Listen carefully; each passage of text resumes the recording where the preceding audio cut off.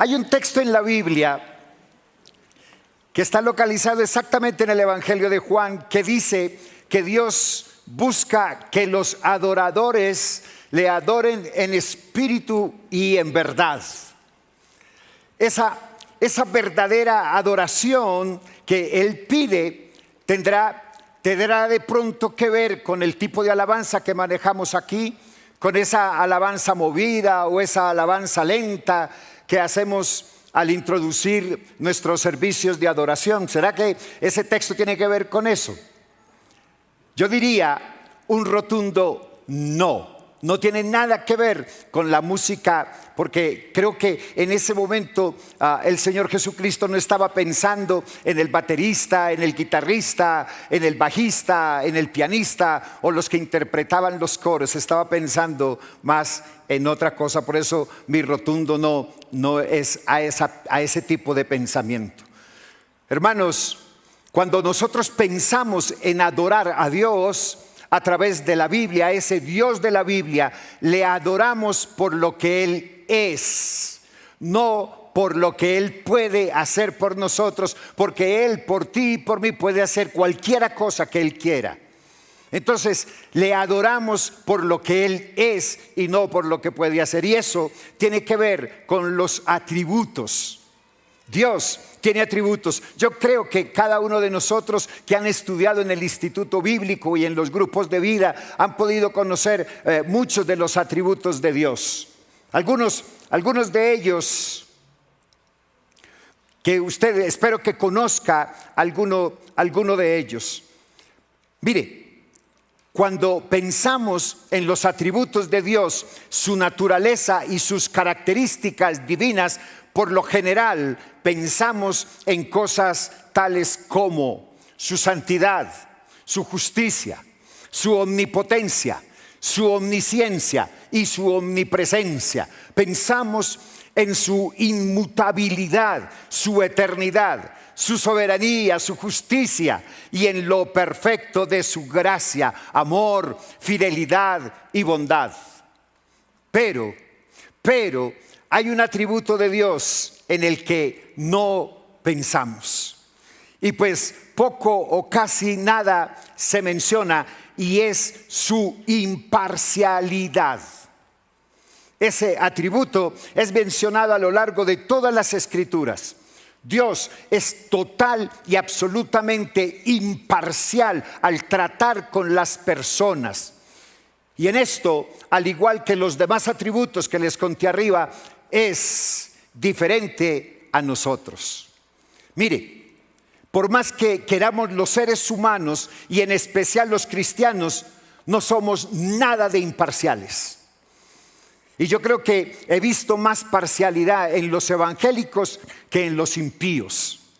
Tenemos la tendencia a encasillar a las personas en categorías predeterminadas, clasificándolas por lo que parecen, por sus ropas, por su raza, por su etnia, por su condición social, su personalidad, su inteligencia, por su riqueza y poder, inclusive hasta por el auto que maneja, etcétera, etcétera.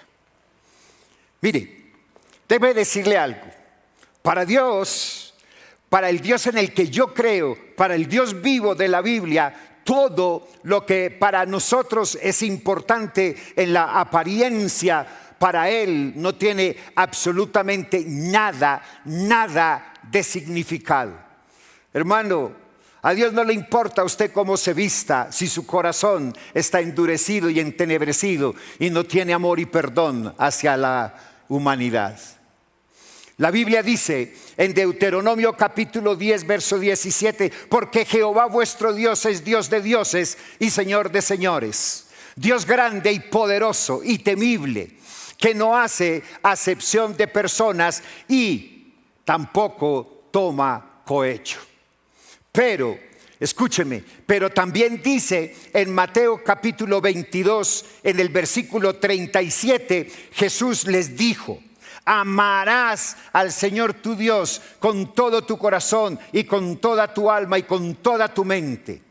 Este es el primero y grande mandamiento. Y el segundo es semejante: amarás a tu prójimo como a ti mismo. Hermano, escúcheme lo que le estoy diciendo.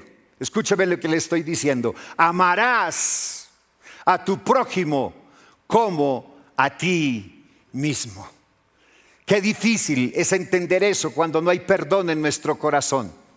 Cuando no aprendemos a ver a los seres humanos como Cristo los vio. Siempre vamos a encontrar quien nos critique, quien nos juzgue, quien nos mancille. Pero el perdón de Dios siempre tiene que estar ahí presente, porque así es como Dios actúa en todos y cada uno de nosotros. A raíz de eso me surgen dos preguntas muy interesantes. Podemos decir amar mucho a Dios y podemos rasgar nuestras vestiduras, pero tratamos mal a las personas. ¿Cómo podemos compaginar eso? ¿Cómo puede salir de mi boca agua dulce y amarga al mismo tiempo? ¿Cómo podemos decir que amamos a Dios, pero no perdono al hermano que me hizo daño? O simplemente maltrato a alguien porque tenga algún tipo de discapacidad o incapacidad o de entendimiento dudo. Número 2, podemos servir en la iglesia, pero discriminar a quién sentamos adelante y a quién sentamos atrás, a quién le prestamos más atención o no. Porque lo que Dios espera que su pueblo refleje es esa misma imparcialidad que Él nos enseña en la vida, muerte y resurrección en la persona del Señor Jesucristo y en la santa palabra de Dios. Hermanos, estamos desde principio de año estudiando la carta del pastor Santiago, del apóstol Santiago, le digo yo. Esta es una epístola supremamente práctica y trata mucho más sobre los asuntos cotidianos que sobre la formación teológica y doctrina de la iglesia. Y él trata el tema desde el sentido más corriente, más fácil que la iglesia lo pueda atender. Santiago no le está hablando a impíos. Santiago no está haciendo un discurso en un estadio de fútbol. Santiago está hablando a la iglesia del Señor Jesucristo. La Biblia dice, y vaya conmigo por favor, quiero que me acompañe a Santiago capítulo 2. En días pasados, uno de nuestros predicadores invitados, Michael, leyó todo el texto que concierne a esta parte de la acepción de personas, y yo me voy a tomar la molestia de volverlo a recordar nuevamente, y vamos a mirar Santiago capítulo 2 desde el versículo 1, y vamos a leer la palabra de Dios en el nombre del Padre y del Hijo y del Espíritu Santo, y la iglesia dice conmigo, amén y amén. Hermanos míos, que vuestra fe en nuestro glorioso Señor Jesucristo sea sin acepción de personas. Porque si en vuestra congregación entra un hombre con anillo de oro y con ropa espléndida, y también entra un pobre con vestido andrajoso, y miráis con agrado al que trae la ropa espléndida y le decís, siéntate tú aquí en buen lugar, y decís al pobre, estate tú allí en pie o siéntate aquí debajo de mi estrado. Verso 4. No hacéis distinciones entre vosotros mismos y venís a ser jueces con malos pensamientos. Hermanos míos, amados, oíd. No ha elegido Dios a los pobres de este mundo para que sean ricos en fe y herederos del reino que ha prometido a los que le aman. Pero vosotros habéis afrentado al pobre. No os oprimen los ricos y no son ellos los mismos que os arrastran a los tribunales. ¿No blasfeman ellos el buen nombre que fue invocado sobre vosotros? Verso 8. Si en verdad cumplís la ley real, conforme a la Escritura, amarás a tu prójimo como a ti mismo, bien hacéis. Pero si hacéis acepción de personas, cometéis pecado y quedáis convictos por la ley como transgresores. Verso 10, porque cualquiera que guardare toda la ley, pero ofendiere en un punto, se hace culpable de todos. Porque el que dijo, no cometerás adulterio, también ha dicho, no matarás. Ahora bien, si no cometes adulterio, pero matas, ya te has hecho transgresor de la ley.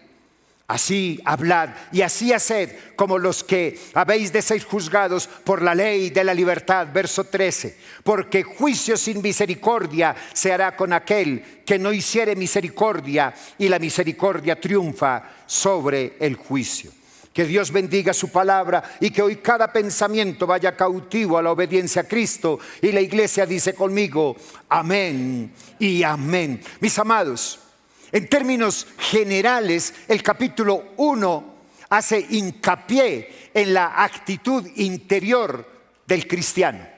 Se confronta a los cristianos con las pruebas y tentaciones en medio de las situaciones difíciles que vive constantemente, y se les exhorta a prestar mucha atención a la palabra de Dios para obedecerla.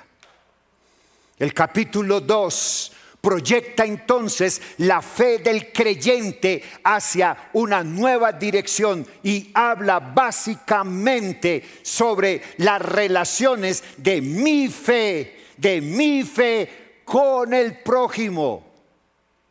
Entonces, en el capítulo 2, el hincapié no está tanto en el conocimiento que usted tenga de la palabra de Dios, sino en cuanto la practica, sino en la aplicación que tiene de ella. Es lo que nosotros llamamos en Ifrán un estilo de vida que agrada a Dios. Ahora, quiero dar claridad a dos cosas. Cuando Santiago habla del pobre, no está hablando de ese que pide limosna ni nada que se le parezca, porque pobres eran todos en ese entonces. Y los diferencia de los ricos, que no eran los que tuvieran dinero, sino los que tenían posesiones. Los que tenían, posiciones y posesiones. Los gángsters de la época, los reyes, los rabinos, etcétera, etcétera, etcétera. Y en el versículo 8, usted sabe por qué Santiago le llama la ley real. Porque viene del rey. A veces pensamos que real es de realista, pero el texto ahí me está indicando que esa ley real es porque el Señor Jesucristo la reforzó, el Señor Jesucristo la promulgó, y el Señor Jesucristo dice, haced como yo. Porque gobierna todas las demás leyes, pero sobre todo resume la voluntad de Dios Jehová de los ejércitos. Hermanos, la Biblia dice en Mateo capítulo 22, en el versículo 40, dice, de estos dos mandamientos dependen toda la ley y los profetas. ¿Recuerda cuáles son los dos mandamientos? Amarás al Señor tu Dios y amarás a tu prójimo como a ti mismo. De esos dos mandamientos que el Señor Jesucristo dice, depende toda la ley y los profetas. Por eso es que Santiago le llama la ley real. Si tú supieras que un día cualquiera vas a tener una reunión de media hora con el presidente de una multinacional, o te cita el gerente general de la compañía donde tú trabajas, tú irías en tenis, sudadera y sin bañarte, o procuras ponerte tu mejor prenda, tu mejor traje, organizarte lo mejor, te arreglarías muy bien, te afeitarías, y si es una dama pues iría al salón de belleza, se haría manicure, pedicure, se emperifollaría y todo eso. ¿Sabe qué es emperifollarse? Eso es un dicho paisa. Se adornarían pues con cantidad de cosas, y el hombre pues buscaría un buen traje, así tuviera que alquilarlo porque voy a reunirme con el presidente de la compañía. Y inclusive no dormiría porque estaría pensando todo el tiempo en qué me va a decir ese excelentísimo personaje, y también yo qué le voy a responder. Pero ¿qué tal si supieras que un día el director de relaciones industriales te dice que tú vas a tener una relación con todas las personas encargadas del aseo y del mantenimiento de la empresa? ¿Te esforzarías por lucir igual de bien que con el presidente? ¿Te esforzarías en hablar lo suficientemente bien y claro para ese grupo de personas? Todos tenemos la fea tendencia de catalogar a las personas. Y hay muchas maneras de hacerlo. Y esas categorías pueden tener una profunda influencia en la forma como les tratamos, en la forma como les saludamos. La acepción de personas ha sido y es un problema de todos los seres humanos a través de la historia. Ese problema incluye también y desafortunadamente a los cristianos. Pero el pastor Santiago tiene un mensaje claro para ayudar a las personas a enfrentar con éxito el problema de la acepción de personas en la iglesia. Para no caer en el favoritismo, el cristiano debe valorar a las personas sobre la base de lo que son y no de lo que tienen. Para no caer en el favoritismo, el cristiano debe entender que la acepción de personas está en conflicto con los principios claros que la palabra de Dios nos enseña. Para no caer en el favoritismo, el cristiano debe medir sus decisiones y acciones según los criterios de la palabra de Dios y no según los criterios que me demanda el mundo consumista y la sociedad perdida. Santiago pone en claro que la acepción de personas no es simplemente descortés e irrespetuosa, sino que también constituye un grave pecado. Yo no sé si en su mente y en su corazón estaba que el hacer acepción de saludar a este sí y a este no es hacer acepción de personas y está cayendo en un grave pecado. Pecado que también Dios castiga con vehemencia. Ser parcial está en total conflicto con lo que la santa palabra de Dios nos enseña. Mis amados, si somos salvos, somos hijos de Dios, y si somos hijos, entonces debemos imitarlo. La Biblia se refiere puntualmente a la palabra acepción de personas más o menos y las contesta madrugada 19 veces.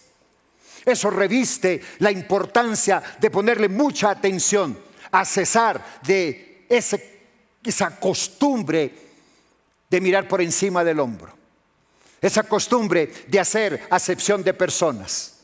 La Biblia en Deuteronomio 10:17 dice: porque Jehová vuestro Dios es Dios de dioses y Señor de señores, Dios grande, poderoso, sublime y temible, que no hace acepción de personas ni tampoco toma cohecho. El apóstol Pablo afirma de una manera enfática que no hay acepción de personas para con Dios. No debería haber parcialidad ni prejuicios. Si una persona discrimina a otra contra otros, ya sea por el color de su piel, por el estado de su cuenta bancaria, él o ella entonces no tiene una verdadera fe. Si una persona trata a otra como si fuera insignificante, mira, yo nunca olvido dos cosas que mi esposa le enseñó a mi hija mayor. Se las voy a contar y no sé si me alcanza el tiempo. La primera, un día cualquiera, espero ver si me acuerdo. Es que fueron dos ocasiones. La primera, un día cualquiera, mi hija mayor le pidió un permiso a la mamá. Y la mamá le dijo que no. Entonces ella llegó y trató de arrodillarse y juntó sus manos en clemencia y le dijo: mami, sí, por favor, dame permiso. Mami, sí, por favor, dame permiso. Y la mamá la levantó y le dijo: jamás, jamás te humilles de esa manera ante nadie. Ni ante mí, ni ante tu papá. Nunca vuelvas a hacer eso en tu vida. Esa fue una vez. La segunda vez estaba regañándola y mi hija tenía una costumbre de mirar de lado. Como yo le llamo, no me mires rayado que no me gusta. Y estaba y mi esposa ha sido muy estricta con mis hijas, gracias a Dios. Y Tatiana entonces empezó a hablar con ella y de un momento a otro Tatiana tuerce la cara y empieza a mirar rayado a la mamá y mejor dicho, poquito le faltó a la mamá para comérsela, todavía está viva, o sea que no se la comió. Pero le dijo, jamás de los jamases tú mires rayado a nadie, a la gente se mira de frente, de frente. Eso es lo que nos lleva a que no podemos discriminar ni siquiera con ese lenguaje no verbal que nos lleva al pecado y a la condenación. Cuando empezamos a mirar por encima del hombro o rayado es porque lo está viendo insignificante y usted piensa que no. Pero cuando usted mira a otro por encima del hombro, lo mira rayado, lo está viendo demasiado insignificante. Si una persona trata a otro como si fuera insignificante, ya sea por su baja condición social o por su falta de influencia, entonces esa persona no tiene una verdadera fe. El favoritismo es una advertencia o inclinación a favorecer más a unas personas que a otras, sin valorar su mérito o lo que es justo. Santiago confronta esta discriminación como pecado y nos exhorta a evitarlo a todo lugar. Mis amados, Dios, el Dios en el que tú y yo creemos, es imparcial. Con Él no hay discriminación ni favoritismo de ninguna clase. Su imparcialidad es tema de todas las Escrituras. Hermanos, en el segundo libro de Crónicas, en el capítulo 19, en el versículo 7, el rey Josafat dice claramente: así que tengan cuidado con lo que hacen y que el temor del Señor sea con ustedes, con el Señor nuestro Dios.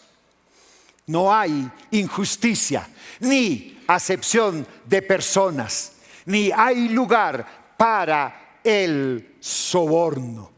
El texto de Santiago es una amonestación a todos los creyentes, ya que el prejuicio, la discriminación y la intolerancia son los males siempre presentes en nuestras culturas, tanto dentro como fuera de la iglesia. Hermanos, no te dejes influenciar por las apariencias, de cómo luce la gente, la ropa que se pone o su nivel económico. Haz como hacía el Señor Jesús. Trata a todos con compasión, trata a todos con amor y habla siempre sin comprometer la verdad. Santiago condena esta clase de comportamiento porque el Señor Jesucristo ya los había hecho uno a todos en Él. Amados, ¿por qué es malo juzgar a una persona por su condición económica? Por un lado, el dinero puede indicar inteligencia, buenas decisiones y trabajo duro. Pero por otro lado, puede significar solamente que la persona tuvo la buena fortuna de nacer en una familia rica. O también puede ser una señal de codicia, de deshonestidad y de egoísmo.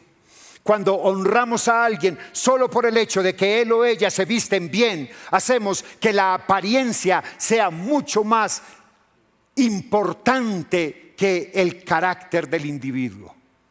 El favoritismo es motivado por un mal deseo de tomar venganza de otra persona, de tomar ventaja de otra persona.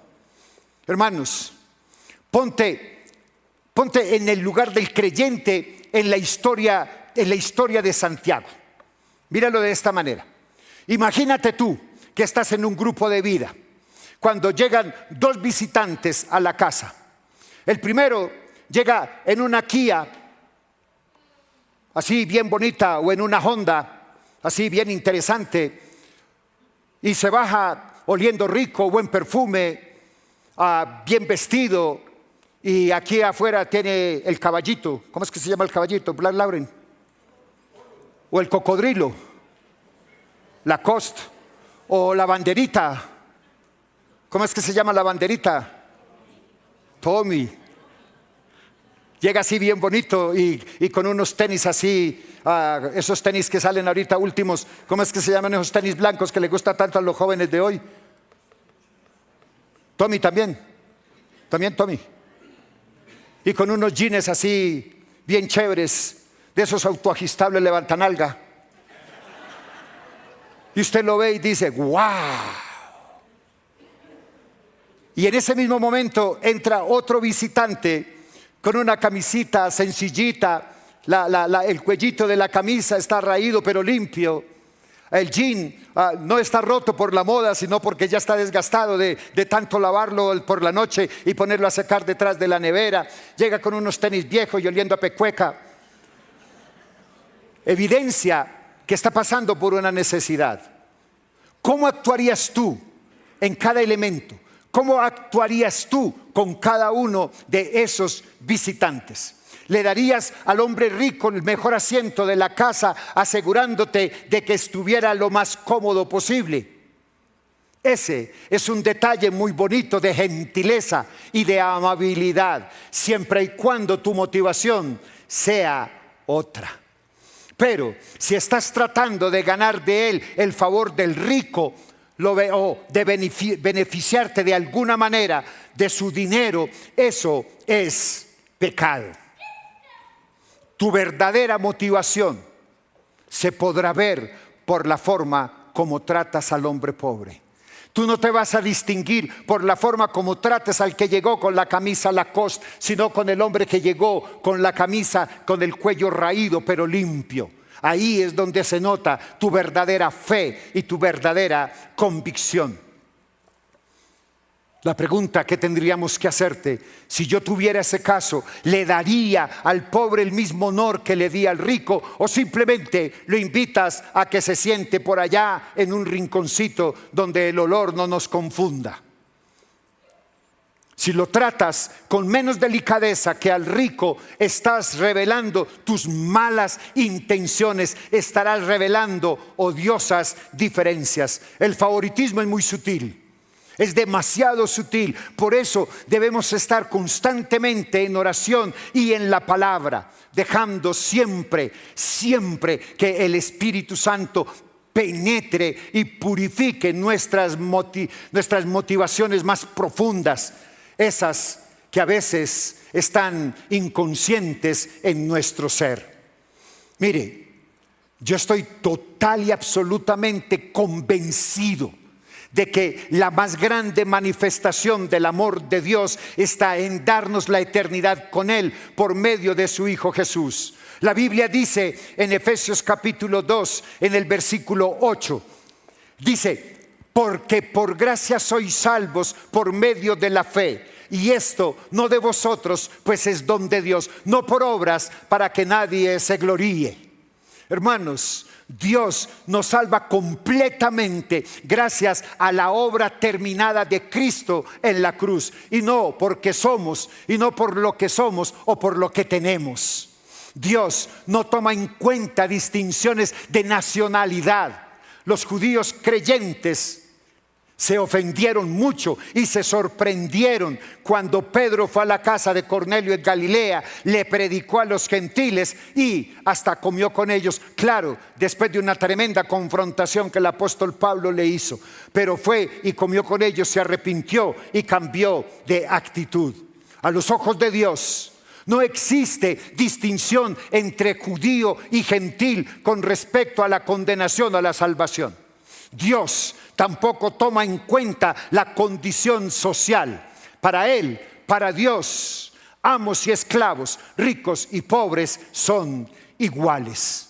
Santiago enseña que la gracia de Dios hace pobre al rico, porque el rico no puede depender de sus riquezas para poder salvarse. Y hace rico al pobre porque éste hereda las riquezas de la gracia en Cristo Jesús. El apóstol Pablo escribe a la iglesia en la primera carta a los Corintios, en el capítulo 1, en el verso 26. Pues mirad, hermanos, vuestra vocación, que no sois muchos sabios según la carne, y muchos poderosos, ni muchos nobles, sino que lo necio del mundo escogió Dios para avergonzar a los sabios, y de lo débil del mundo escogió Dios para avergonzar a los fuertes, y lo vil del mundo y lo menospreciado escogió Dios, y lo que no es para deshacer lo que es, a fin de que nadie se jacte en su presencia. Hermanos, Una iglesia que hace distinción de personas no es una iglesia que exalta la gracia de Dios. Cristo, cuando murió, destruyó la barrera que separaba a los judíos de los gentiles. Pero en su nacimiento y en su vida, Cristo derribó la barrera entre el rico y el pobre, entre el joven y el viejo, entre el sabio y el ignorante. Cuando Jesús vino al mundo, Él no lo hizo como el hijo de un hombre rico. Podía haberlo hecho, pero Él no la hizo. Él no nació en una cuna de oro. Él nació en la pobreza. Nació en un establo prestado. Tuvo que pedir prestados panes y peces para alimentar a una multitud. Habló desde un bote prestado. Dijo en Mateo 8:20: las zorras tienen guaridas y las aves del cielo tienen nidos, pero el Hijo del Hombre no tiene donde recostar su cabeza. Tuvo que pedir prestada una moneda para ilustrar una verdad. Pidió un burro prestado para ingresar a Jerusalén. Pidió prestado un salón para celebrar la Pascua. Hermanos, murió en una cruz prestada, porque esa cruz le pertenecía a Barrabás, no a él. Y lo pusieron en una tumba prestada, porque esa le pertenecía a José de Arimatea. Si creemos en la gracia de Dios, no debemos levantar esas barreras de nuevo. Debemos quitar esas barreras de imparcialidad. Debemos levantar esas barreras de acepción para que podamos vernos como verdaderos hijos de Dios, del Dios Altísimo.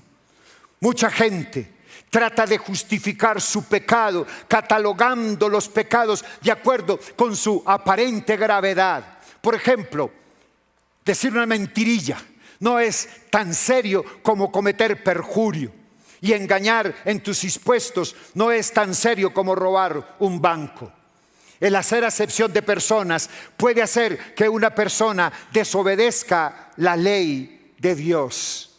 Por ejemplo, tomemos cualquiera de los 10 mandamientos y veremos que podemos romperlo con facilidad si consideramos la posición social o económica de una persona. Hermanos, conocí un hombre bueno, muy bueno, un hombre que ayudaba al necesitado y al menesteroso, un hombre que se quitaba el bocado de la boca para ayudar a otros, un hombre que creció económicamente y ayudaba para que otros pudiéramos crecer, porque yo me vi también ahí favorecido.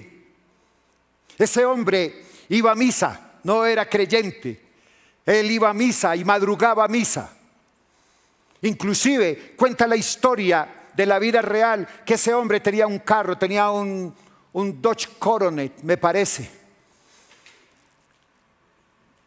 Y andaba tan rápido que el policía lo paraba y le decía: mire, yo no lo voy a partir porque va rápido, no porque está volando muy bajito.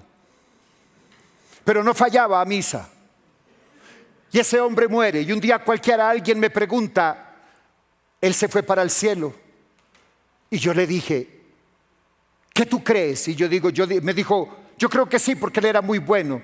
Y yo le dije: confesó a Cristo como su Señor y único Salvador. Confesó con su boca que Jesucristo es el Señor de su vida. No que yo sepa.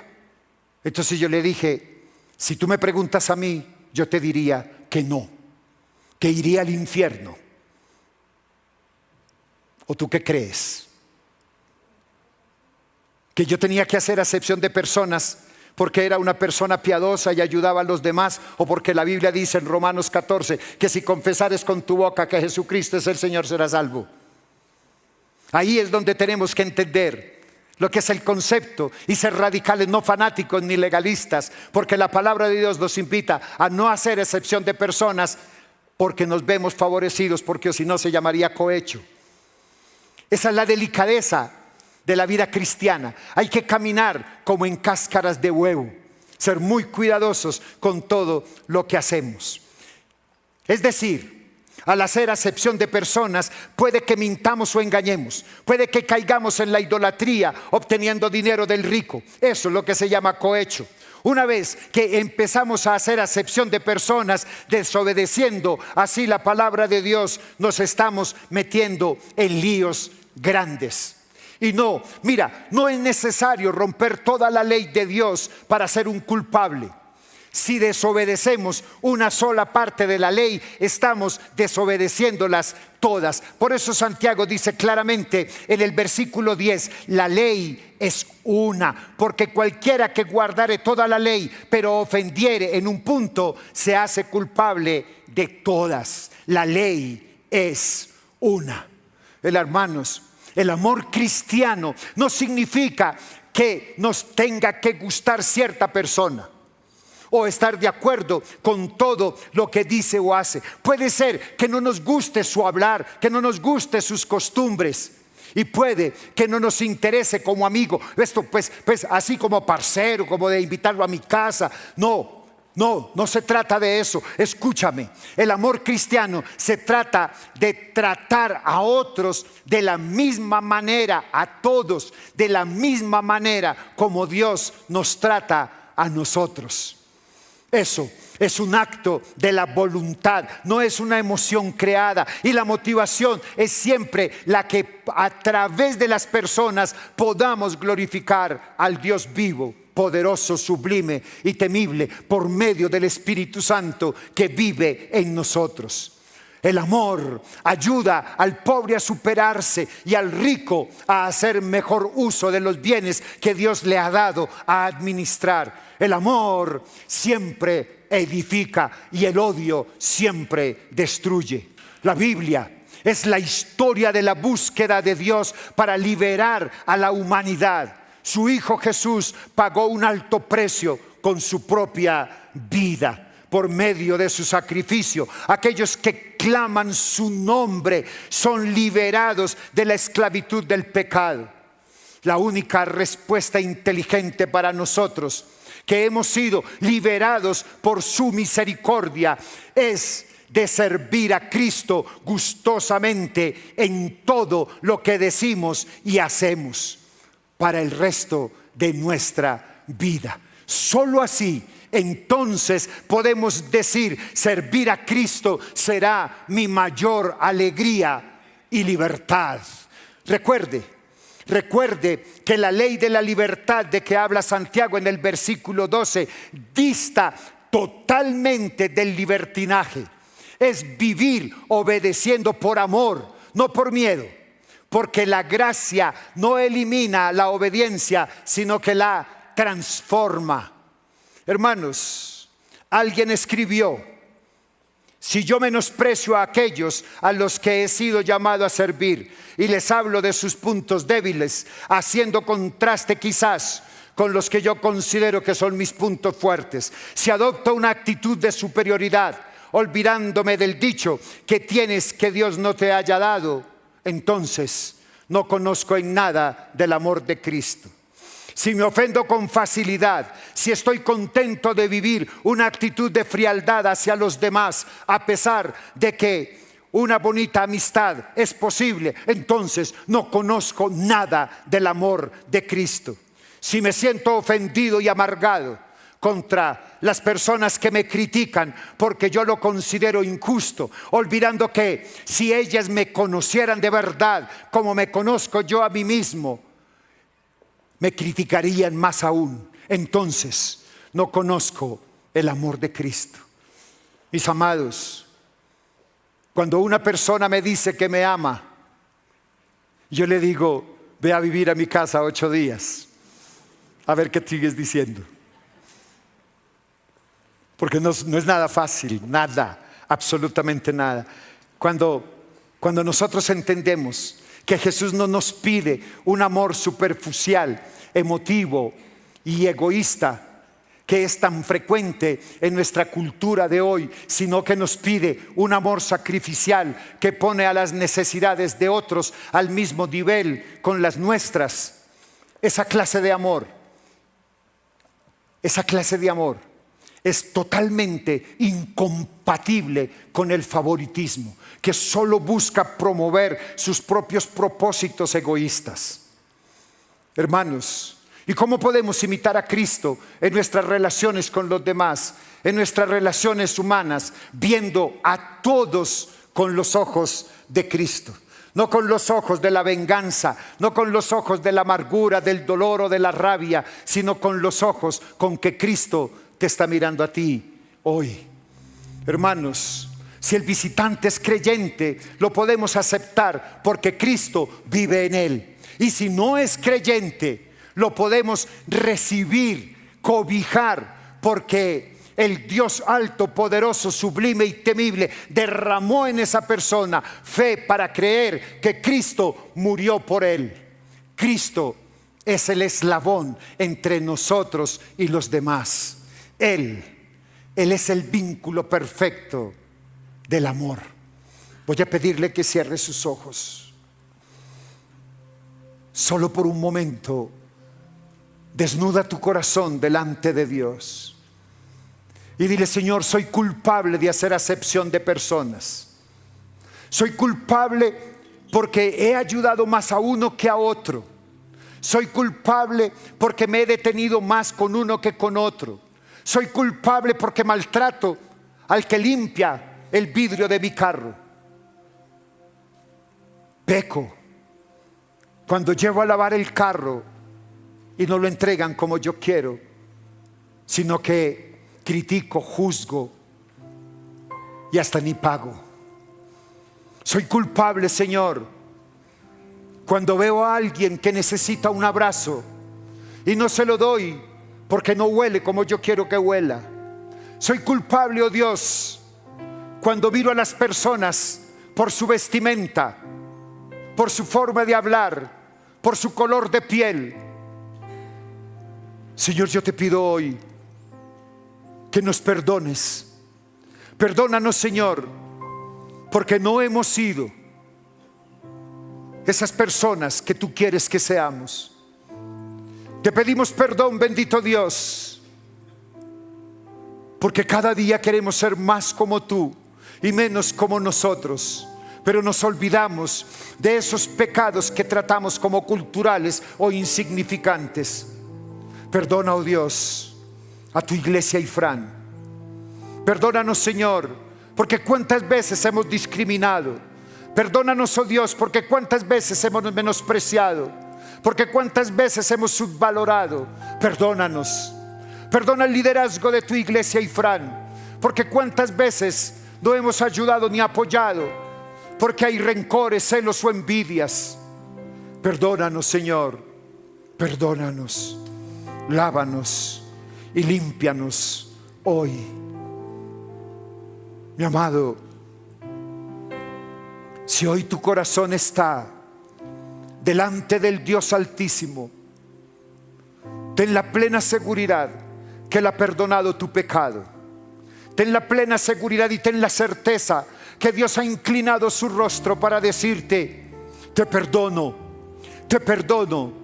O como le dijo el Señor Jesús a la mujer pecadora: yo te perdono, ni yo te juzgo, vete y no peques más. Hoy el Señor ha hablado a tu vida, estoy seguro de ello. Y tú debes confiar y creer que el Dios de las alturas, el Dios vivo de la Biblia, ha inclinado su rostro a este lugar y a los que nos siguen a través de las redes, y ha perdonado nuestra maldad y nuestro pecado. Pero nos dice: cambia de actitud, cambia de actitud, cambia de actitud. Para mí la iglesia es mi casa. Es donde yo puedo venir a compartir y ver la alegría de todas las personas que vienen a congregarse, que vienen a estar aquí, que vienen a escuchar la palabra de Dios. Y es el lugar de reunión donde puedo ver ante la presencia de nuestro Padre, para primeramente pedir perdón, para que nos congreguemos todos para adorarle, para que le demos la gloria a Él, que es el único que la merece. Para mí la iglesia es mi hogar, es donde puedo venir a escuchar de Dios. Para mí la iglesia es parte de mi familia. Ifrán es mi casa. Ifrán es el lugar donde yo puedo ser como soy y sé que todos me quieren. Para mí Ifrán es mi familia, mi segundo hogar. Para mí la iglesia ha significado familia, amor unión y bueno, ese gran compañerismo entre todos. La iglesia es este momento maravilloso en el que nos reunimos para buscar todos la presencia del Señor, para compartir y para ser amigos y sobre todo para cuidarnos. Para mí la iglesia es mi lugar seguro, es mi casa y es mi refugio. Un cuerpo de Cristo que se ama, que tiene fe, que tiene la confianza y que cree en el Señor Jesucristo. Para mí, en la iglesia, yo sirvo por amor a Él, por amor a Él que es la cabeza de este cuerpo que es la iglesia. Para mí la iglesia es un refugio divino que el Señor nos ha regalado, donde podemos aquí venir a agradecerle al Señor, podemos pedir perdón, podemos fortalecernos y es como mi segundo hogar. Es nuestra casa. La iglesia es el lugar donde llegamos a encontrar todo lo que necesitamos en Dios y en una comunidad que está cumpliendo su voluntad. Para mí mi iglesia es mi lugar seguro. La iglesia para mí es el lugar donde nos reunimos entre todos a darle gracias a Dios, a enaltecer su nombre y reconocer que Él es grande, que Él es supremo y que bueno, es nuestra familia en Cristo, hermanos todos que cumplimos y vivimos para Él. Para mí la iglesia es uno de mis grandes amores. Para mí la iglesia es un refugio, para mí la iglesia es un sitio donde me sano, es mi casa. La iglesia ha tenido un valor muy importante porque he tenido la capacidad de volver más a Dios y conocer más de Él a través de su palabra y las enseñanzas que hay en la iglesia. Es la base del cristianismo.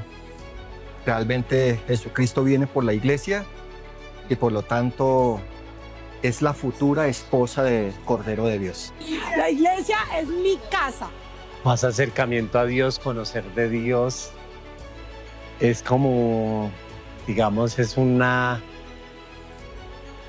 como la casa donde uno nos congregamos y aprendemos de Él, lo amamos, lo adoramos y nos acercamos siempre a Él, siempre estamos con Él. La iglesia en mí ha sido un apoyo muy grande en situaciones de dificultad.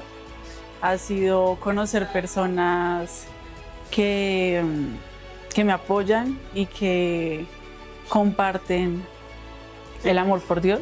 La iglesia somos todos nosotros, es el amor que día a día nosotros profesamos hacia los demás y que sentimos de esta congregación tan hermosa. Es el cuerpo de Cristo, donde nos podemos acercar con un propósito para servirle a Él con fe, con amor y crecer espiritualmente. La iglesia para mí, para mi esposa, ha sido un gran apoyo,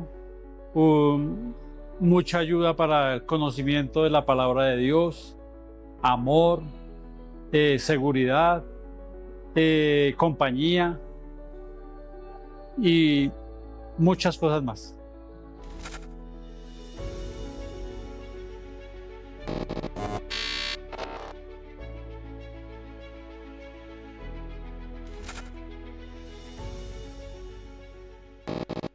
Esa es una pregunta que no se puede responder a la ligera. ¿Qué es la iglesia para mí? Aunque de pronto para muchos pueda sonar como complicado, pero la iglesia es como un hospital, donde todos llegamos enfermos para ser sanados, donde cada uno de nosotros viene para darle gracias a Dios. Estoy viendo esa cosa que está allá al frente, me llena de emoción, donde hay muchas maneras de darle gracias a Dios. Para mí la iglesia es el lugar donde nosotros venimos para decirle: Señor, durante toda una semana tú me has guardado, me has protegido, y aquí vengo a traerte las primicias de la batalla que he ganado contra el pecado, contra la maldad y contra la iniquidad. Para mí la iglesia es un lugar donde nosotros no venimos a pedir, sino que venimos a dar de nosotros. Para mí la iglesia no es el edificio, para mí la iglesia es la comunidad de personas que se reúnen juntos para abrazarse en amor y en armonía en medio de sus diferencias, para decir: alabado sea el Señor. Para mí la iglesia es el lugar donde todos encontramos refugio, donde todos encontramos paz, pero sobre todo encontramos el amor y la misericordia de Dios. Para mí la iglesia somos todos los que nos reunimos en torno a un solo sentimiento: agradar a Dios, obedeciéndole en todas las cosas. Para mí la iglesia es una visión, ser una iglesia integral que con su estilo de vida obedece el evangelio del Señor Jesucristo. Eso es lo que nos ha llevado a que podamos trascender a nuestras generaciones.